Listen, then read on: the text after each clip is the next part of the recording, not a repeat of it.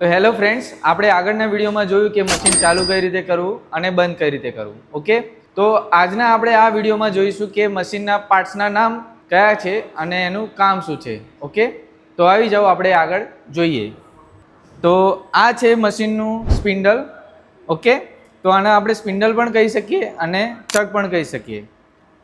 પછી એના પછી અહીંયા 3 જો લાગ્યા છે, આને આપણે કહીશું જો. આમાં 2 ટાઈપના જો આવે, એક આવે સોફ્ટ જો અને એક આવે હાર્ડ જો. ઓકે, તો જે આ લાગેલા જો છે એને આપણે કહીશું સોફ્ટ જો. એના પછી આમાં શું હોય, આપણો જે કોમ્પોનન્ટ બનાવવાનો એ આ ચકની અંદર લાગશે, તો એને કહીશું આપણે જોબ. ઓકે, એના પછી જે આ વસ્તુ લાગેલી છે, આ આખું જે સ્ટ્રક્ચર છે એને કહેવાય ટરેટ. ઓકે, તો એમાં આ જે આપણું ટરેટ છે તે 8 ટૂલવાળું છે. કેટલા ટૂલવાળું? 8 ટૂલવાળું. એમાં તમે 8 ટૂલ લગાવી શકો છો. તો એમાં તમારે 2 ટાઈપના ટૂલ આવે, એક આવે એક્સટર્નલ ટૂલ અને એક આવે ઇન્ટરનલ ટૂલ. તો જે એક્સટર્નલ ટૂલ હોય એ ઓડી પરનું કામ કરશે અને જે ઇન્ટરનલ ટૂલ હોય એ હોલની અંદર કામ કરશે, એટલે કે આઈડીમાં કામ કરશે. એના પછી એમાં 2 ટાઈપના ટૂલ આવે, એક આવે બ્લોકવાળા ટૂલ અને એક આવે ટૂલ હોલ્ડર. ઓકે, તો જે પણ ટૂલ હોલ્ડરવાળા ટૂલ હશે એ બધા એક્સટર્નલ ટૂલ ગણાય અને જે બી બ્લોકવાળા ટૂલ હશે એ આઈડીવાળા ટૂલ ગણાય. એના પછી આવી જાઓ, તો આને કહીશું આપણે કુલેન્ટ પાઇપ. આમાંથી શું થાય, આમાંથી આપણે કટિંગ ઓઇલ પડશે જે આપણે ટૂલ અને જોબને જ્યારે કટિંગ થતું હોય ત્યારે ઠંડુ રાખશે. ઓકે, એના પછી અહીંયા આપણે જોઈશું કે આને કહેવાય ટેલ સ્ટોક. આ ટેલ સ્ટોકનું કામ શું છે, જ્યારે કોઈ કમ્પોનન્ટ અગર લંબાઈમાં વધારે હોય, એટલે કે આપણો જે જોબ છે એની લંબાઈ વધારે છે, તો ટેલ સ્ટોકનું કામ એ રહેશે કે તેને સપોર્ટ કરશે.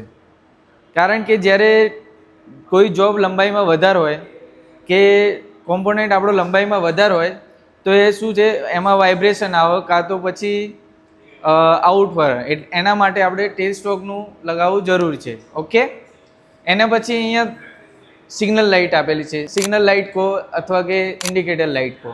એમાં 3 ટાઈપની લાઇટ થાય. પહેલી લાઇટ થાય યલો, ગ્રીન અને રેડ. તો યલો લાઇટ ઓન હોય એનો મતલબ છે કે મશીન ચાલુ છે પણ અંદર કોઈ વર્ક થતું નથી. એના પછી થાય છે ગ્રીન લાઇટ. ગ્રીન લાઇટનો મતલબ એ છે કે મશીન ચાલુ છે, કામ આપણું ચાલુ છે, એટલે કે મશીન ઇન રનિંગ કન્ડિશન, એટલે કે આપણો પ્રોગ્રામ જે છે એ રન થઈ રહ્યો છે. પછી રેડ લાઇટ કરીને આવે. તો રેડ લાઇટમાં શું હોય, જ્યારે કોઈ બી પ્રોબ્લેમ હોય મશીનમાં કાં તો કોઈ ઇશ્યુ હોય મશીનમાં, તો એમાં આપણે રેડ લાઇટ કરીને બતાવશે. તો આ જે ડિસ્પ્લેવાળો ભાગ છે એને કહીશું આપણે કંટ્રોલર, જે આપણે ફાનુ કંપનીનું છે. તો કંટ્રોલરમાં શું હોય, પ્રોગ્રામને લગતું કામકાજ બધું કંટ્રોલરમાં થાય. ઓકે, એના પછી અહીંયા જુઓ, આ બધા બટનો આપ્યા છે. આ બધા બટનોથી શું થશે, મશીન ઓપરેટ થશે આપણું. ઓકે, તો આ બધા બટનો આપ્યા જેનાથી આપણે શું કરી શકીશું, મશીનને આગળ પાછળ કરવું, ઉપર નીચે કરવું, કાં તો ટૂલ ચેન્જ કરવું હોય તો આ બધા બટનોથી આપણે મશીનને ઓપરેટ કરી શકીશું. એના પછી અહીંયા એર ગન આપેલી છે, બરાબર. આનું કામ શું છે, અંદર જે આપણે ચિપ્સ કે સ્ક્રેપ એટલે કે લોચરું, આપણે ગુજરાતીમાં લોચરું કહીએ. ઓકે, તો એને આપણે સાફ કરવું હોય તો આપણે આ એર ગનથી કરી શકીએ. એના પછી અહીંયા 2 પેડલ આપેલા છે. એક છે ચકનું પેડલ, એની ઉપર લખેલું છે જુઓ, એક ચકનું પેડલ છે. ચકનું પેડલથી શું થાય, તો જ્યારે આપણે આ પેડલ દબાવીશું ત્યારે શું થશે, ચક ડીક્લેમ થશે.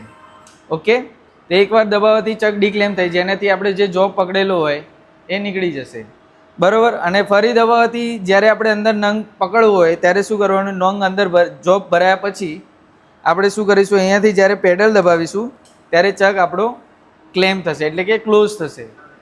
ઓકે, તો આ પેડલથી શું થાય, જ્યારે આપણે નંગ પકડવો કે ખોલવો હોય તો આ પેડલથી આપણે કરી શકીએ. તો આ ટેલ સ્ટોકનું પેડલ આપેલું છે, એ દબાવવાથી શું થશે કે ટેલ સ્ટોક હશે તે વ્હીલ થશે. જો એકવાર દબાવવાથી બહાર આવશે અને બીજી વાર દબાવવાથી પાછું અંદર જતું રહેશે. તો આ 2 પેડલનું કામ આ રહેશે. તો આ બધા જે છે આપણા મશીનના પાર્ટ્સના બેઝિક પાર્ટ્સ છે જે આપણે કમ્પલસરી યાદ રાખવા જરૂરી છે. આવી જાઓ, બીજી વસ્તુ બતાવું તમને. આ છે આપણી ટેલ સ્ટોકનો પાછળનો ભાગ, જોઈ લો. ઓકે, તો તો ટેલ સ્ટોક આપણું હાઇડ્રોલિક સિસ્ટમથી વર્ક કરે. શેનાથી વર્ક કરે? હાઇડ્રોલિક સિસ્ટમથી. એના પછી આવી જાઓ, આ આપણે ટરેટની આ બાજુનો ભાગ છે. ઓકે, તો ટરેટ છે એ પણ આપણું હાઇડ્રોલિક સિસ્ટમથી વર્ક કરે. આવી જાઓ, આ આપણે મશીનની પાછળનો ભાગ છે, જોઈ લો. તો જે આપણું ટરેટ આગળ પાછળ થાય એ આપણે આ સ્લાઇડરની હેલ્પથી થાય. ઓકે, આ મોટરો આપેલી છે 2 સર્વોની. ઓકે, એને જેનાથી આપણું જે ટરેટ છે તે આગળ પાછળ થાય, ઉપર નીચે થાય, બરાબર. એના પછી તો આ છે લોચરાનું ટેન્ક અને આ છે કુલેન્ટ ટેન્ક.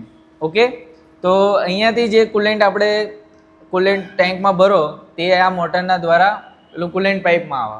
ઓકે, એના પછી આવી જાઓ, તો આ છે આપણું મશીનનું વાયરિંગ સિસ્ટમ, જોઈ લો. હવે આવી જાઓ આગળ. આ છે આપણા મશીનનું એસી, જે આપણું આ વાયરિંગ સિસ્ટમ એનું ટેમ્પરેચર કંટ્રોલ રાખશે. ઓકે, મેન્ટેન રાખશે. એના પછી આપણે અહીંયા જોઈશું કે આ છે આપણું સ્પિન્ડલની પાછળનો ભાગ, જોઈ લો. તો આ જે છે આપણે સ્પિન્ડલની મેઇન મોટર છે જેનાથી આપણું સ્પિન્ડલ ફરે, અને આ છે આપણું કમ્પ્રેસર. ઓકે, જે આપણું હાઇડ્રોલિક સિસ્ટમ વર્ક કરવા માટે એનો ઉપયોગ થાય. ઓકે, તો આ હતા એ બધા આપણા મશીનના બેઝિક પાર્ટ્સ હતા જે આપણે કમ્પલસરી યાદ રાખવા જરૂરી છે. ઓકે, જો તમારે પણ સીએનસી કે વીએમસી મશીન શીખવામાં ઇન્ટરેસ્ટ હોય તો તમે અમારા ટેકનોકેડ સીએનસી વીએમસી ટ્રેનિંગ સેન્ટરની મુલાકાત લઈ તમે પણ સીએનસી વીએમસી મશીન શીખી શકો છો. Thank you.